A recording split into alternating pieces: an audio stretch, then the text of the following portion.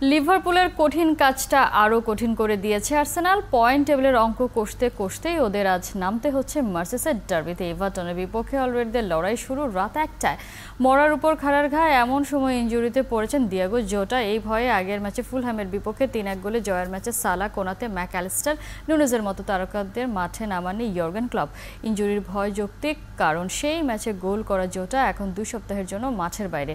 ওদিকে আর্সেনাল ছাড়াও defending champion Manchester CTO title রেসে বড় হুমকি। লিভারপুলের জন্য 1 পয়েন্ট কম হলেও সিটি গোল ব্যবধানে এগিয়ে। তাছাড়া গার্দিওলার দল খেলেছে একটা ম্যাচ কম, যাদের সামনে ব্রাইটন আর নটিংহ্যামের মতো সহজ প্রতিপক্ষ।